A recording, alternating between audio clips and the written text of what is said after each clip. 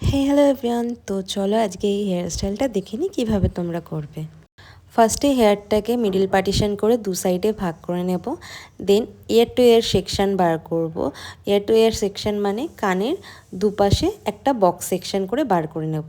দেন কি করব, দুটো আঙুলের গ্যাপ রেখে পাফ সেকশনটা সি সেকশনের মতো করে নেব। ওপরে যে সেকশনটা আমি তুলে রেখেছি সেটা হলো পাফের জন্য, আর নিচে যে সেকশনটা তোমরা দেখছো এটা টোটালি বানের জন্য, মানে যেখানে তোমরা ডোনাট অ্যাড করবে।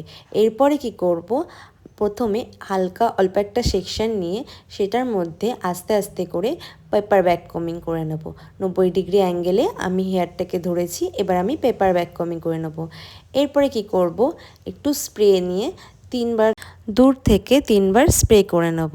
কেউ কিন্তু কাছ থেকে করতে যেও না, নাহলে আঠালো হয়ে যাবে, আর স্প্রেটা করার পর তোমাদের ওই জায়গাটা অতটাও নিট অ্যান্ড ক্লিন হবে না, আর কেমন একটা হয়ে যাবে, পরে ব্যাক কমিংটা ছাড়াতে তোমাদের অসুবিধা হবে। তো যেরকম আমি স্টেপ বাই স্টেপ দেখাচ্ছি এরকম যদি তোমরা করতে থাকো তাহলে খুব ইজি ওয়েতে এটা শিখে যাবে।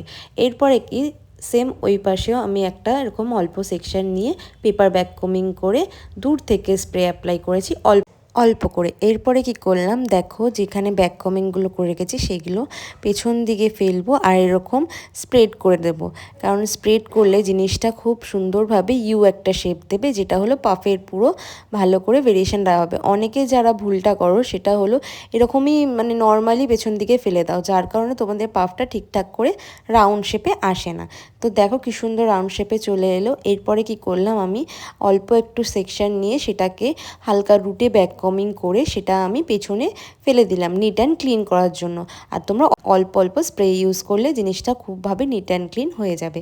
আর যতটা পারবে তোমরা ফু দিয়ে দিয়ে কাজ করবে, তাহলে দেখবে জিনিসটা আরও সুন্দর হচ্ছে। আরও বেশি শিখতে গেলে তোমরা কিন্তু আমাদের 7699113971 এই নাম্বারে কন্ট্যাক্ট করে সিটটা বুক করে নিতে পারো। লোকেশান হলো নিয়ার 7 নম্বর ব্রিজ, কেষ্টপুর। হেয়ারটা এরকম করাতে দেখো নিট অ্যান্ড ক্লিন হয়ে এসছে সামনেরটা। এরপরে আমি কি করব, এরপরে আমি সামনের লাইন্সগুলো ক্রিয়েট করে নেব।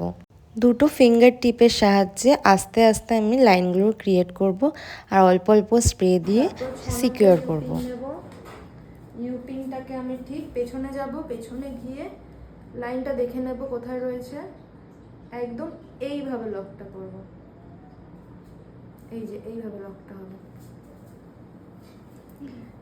উল্টো ঘুরিয়ে, মানে ঠিক ইউপিনটা এরম রয়েছে, অনেকেই করে এরম সোজা বসিয়ে দেয়, এরম না, এরমভাবে আমরা বসাচ্ছি। এই জায়গাটা ধরে প্রথমে ক্লিনের জায়গাটা আমরা দেখে নেব কোথায় কত দূর অবধি লাস্ট ক্লিন গেছে, এরমভাবে ধরে এইভাবে ক্রস করে বসিয়ে দেবো।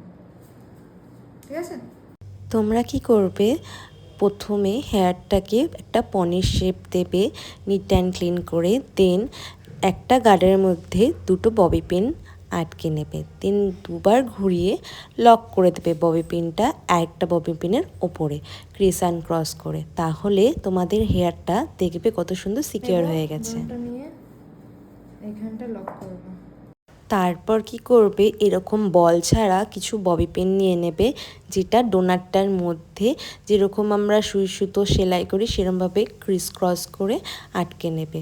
এরপরে কি করলাম, আমি ভালো করে একটা রাবার ব্যান্ডের সাহায্যে পুরো ডোনাটটার মধ্যে হেয়ারটা আমি ঘুরিয়ে নিলাম একবার করে। তারপরে ঘোরানোর পর যেগুলো এক্সট্রা হেয়ার সেগুলো ইউপিনের সাহায্যে আটকে নিলাম। তো তোমাদের এই টিউটোরিয়ালটা কেমন লাগলো আর কতটা হেল্পফুল হলো কমেন্টে কিন্তু জানাতে ভুলবে না। আর অবশ্যই চ্যানেলটাকে সাবস্ক্রাইব করে দিও, আর ফেসবুক পেজটাকেও ফলো করে রেখো, যাতে এরকম টিউটোরিয়াল তোমাদের কাছে সবার আগে পৌঁছে যায়। পুরো ভিডিওটা স্কিপ না করে যদি ফুল দেখতে থাকো তাহলে তোমরা এই হেয়ারস্টাইলটা খুব ইজিলি শিখতে পারবে। থ্যাংক ইউ সো মাচ পুরো ভিডিওটা দেখার জন্য।